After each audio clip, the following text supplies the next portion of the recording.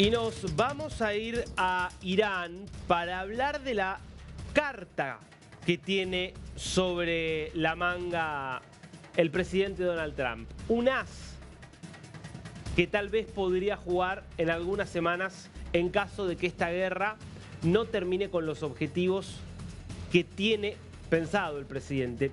Y es la isla de Karg o Charag, según la interpretación o según la traducción que se elija. Una islita muy chiquitita, son 24 kilómetros cuadrados nada más, allí como la podés ver, al norte del Golfo Pérsico. Veamos el mapa, si puede ser.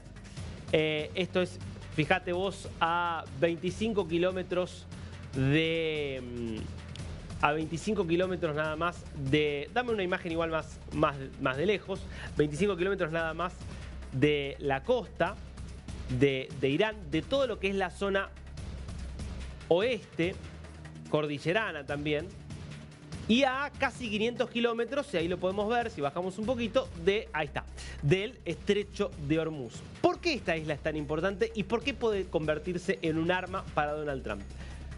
En esta isla, escucha bien, se procesa el 90 o 95% de todo el petróleo que exporta Irán. Sí, en esta isla chiquitita se concentra y se exporta el 90 o 95% de todo el petróleo que exporta Irán. ¿Por qué? No es que haya un yacimiento en esta isla, sino que es el lugar donde desde hace muchos años Irán decidió construir una especie de gran hub petrolero. Entonces, todo el petróleo que sale de la costa oeste, de la zona, insisto, cordillerana de Irán, se extrae y se lleva a esta isla. Lo mismo con todo el petróleo que sale de abajo de las aguas del Golfo Pérsico. Y allí, en esta isla, se almacena, donde tenemos imágenes satelitales para que se vean los gigantescos tanques que están ubicados en esta isla. Acá lo podés ver en la parte sur de la isla. Allí se almacena el crudo, allí se hace todos los procedimientos para subirlo a los buques tanqueros y desde allí los buques tanqueros cargan, atracan justamente en toda la zona de los puertos que ves allí, cargan los cargamentos de petróleo y desde allí salen por las aguas del Golfo Pérsico. ¿Qué significa? Que si Estados Unidos, imagínate vos, controlara esta isla, operativamente sería muy sencillo porque es una isla de solo 24 kilómetros cuadrados y estuviera esto en un punto donde ya Irán prácticamente no tiene misiles y drones para disparar eficazmente a esta isla, Estados Unidos controlaría la totalidad del petróleo que exporta Irán. Con lo cual, Irán quedaría completamente a merced de Estados Unidos para seguir financiando su maquinaria de guerra, su maquinaria represiva y la forma con la cual controla el Estado.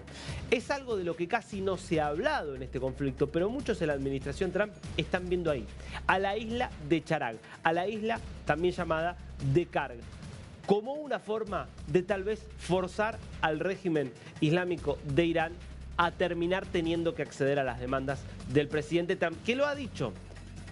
Su intención, su objetivo declarado ya no es necesariamente el cambio de régimen, pero sí que cambie el régimen. Es decir, no es necesario que caiga el régimen de los ayatolás, pero sí que alguien dentro de la estructura que hoy está a cargo sobre todo el aparato represivo de la República Islámica esté en condiciones de hacer las reformas que está justamente desarrollando o que necesita y que quiere que se desarrolle Estados Unidos, básicamente para que Irán deje de ser un país que financia el terrorismo y un país que es una amenaza para toda la estabilidad de Medio Oriente.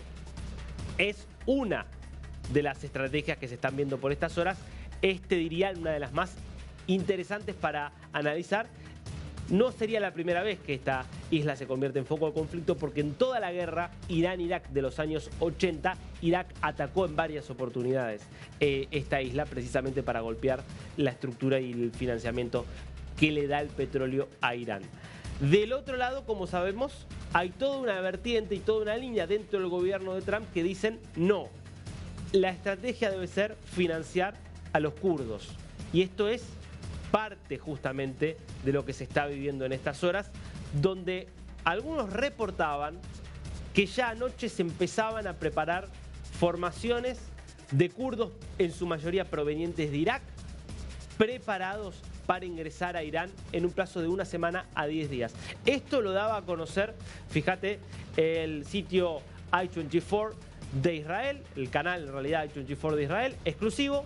Miles de combatientes kurdos lanzan una ofensiva terrestre hacia Irán en contra del régimen, dicen funcionarios. Esto que nosotros te habíamos contado, que efectivamente había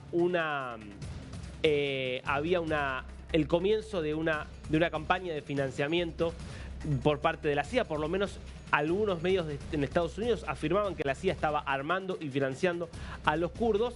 Bueno, ya empieza a convertirse en algo que toma más temperatura, porque no solo ya tenés esta información que está llegando a Israel, que habla de soldados kurdos ya movilizados y listos para lanzar una ofensiva, sino que además nos hemos enterado en las últimas horas que el Ministerio de Inteligencia de la República Islámica de Irán planteó que hubo ataques que realizó Irán en las últimas horas en contra de posiciones separatistas, así las llamó, en el este de Irak, es decir, en la zona fronteriza entre Irak e Irán. No dijo eran kurdos, pero claramente se estaba refiriendo a estas milicias kurdas que entonces ya habrían entrado en combate, por lo menos habrían sido atacadas por Irán. Esto está generando muchísima tensión en toda la región, por lo que implica que este conflicto, que hoy es un conflicto entre estados y eventualmente entre estados y organizaciones terroristas esponsoreadas por un estado que es Irán, pueda convertirse en un conflicto étnico que derive en una guerra civil, como hemos visto en otros casos en Oriente Medio.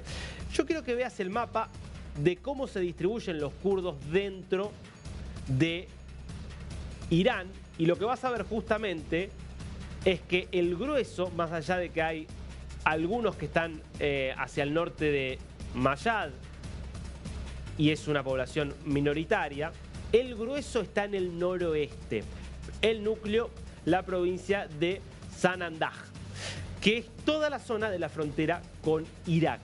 Y acá lo que hay que entender es que muchos de estos kurdos son parte de milicias que vienen actuando en distintos conflictos de Medio Oriente. El más importante es Siria, donde entre el norte y el nordeste de Siria hay una presencia muy fuerte de comunidades kurdas, y allí hay milicias que desde hace muchos años están combatiendo, que combatieron al régimen de Bashar al-Assad, que combatieron al Estado Islámico y que tienen vínculos con los Estados Unidos desde hace mucho tiempo.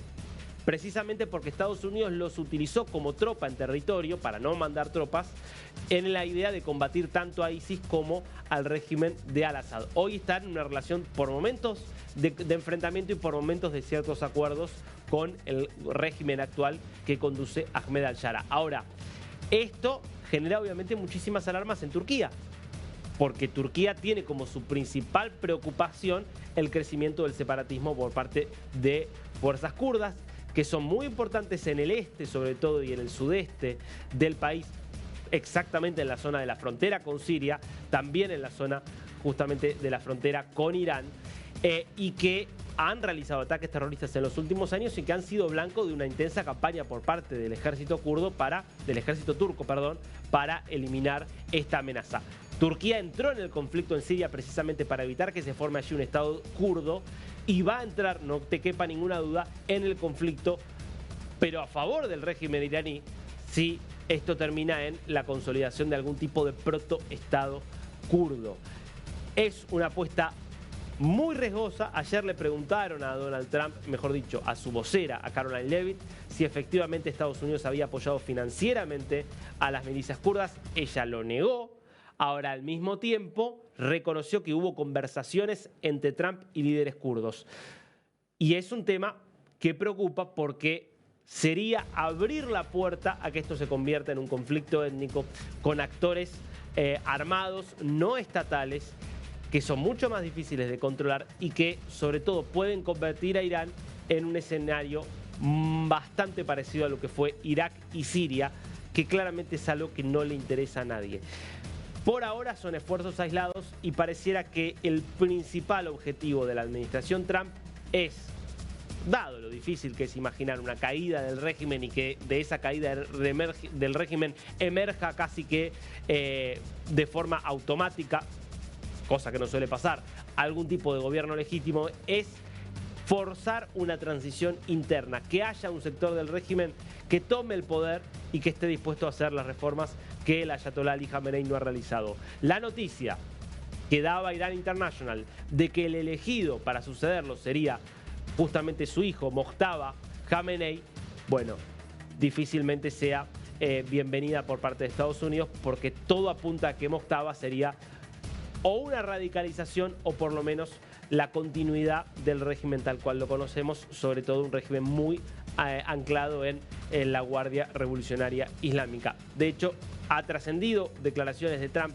en alguna entrevista que dio en estas horas, diciendo que no consideraría aceptable la continuidad de la República Islámica con Mojtaba a cargo, con lo cual Mojtaba probablemente se convierta en un blanco potencial de ataques tanto de Estados Unidos como de Israel.